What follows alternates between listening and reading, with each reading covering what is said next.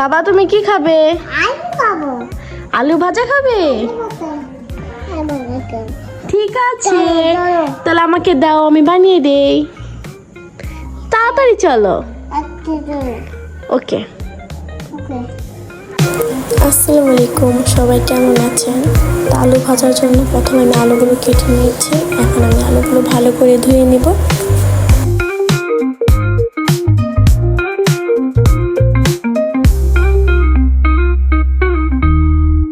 ধোয়া হয়ে গেছে, এখন আমি আলুগুলো চুলায় বসিয়ে দেব।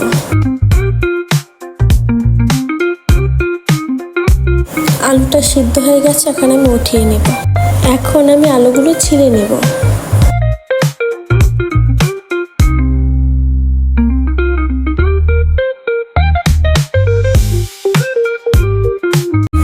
আলুগুলো ভালো করে ম্যাশ করে নেবেন যাতে দানা না থাকে। আর এখানে আমি কর্নফ্লাওয়ার দিয়ে দিয়েছি, 2 চামচ গোলমরিচ গুঁড়ো,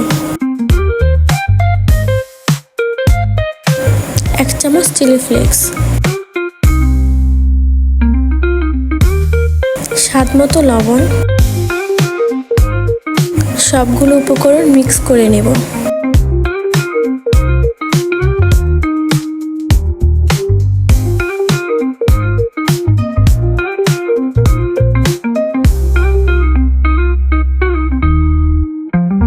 এখানে আমি কর্নফ্লাওয়ার ছিটিয়ে নিয়েছি যাতে ডোটা নিচে না লেগে যায়।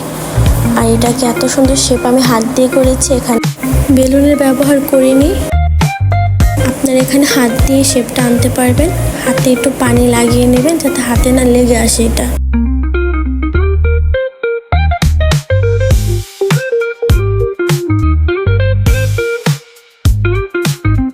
গরম তেলে ভেজে নিচ্ছি।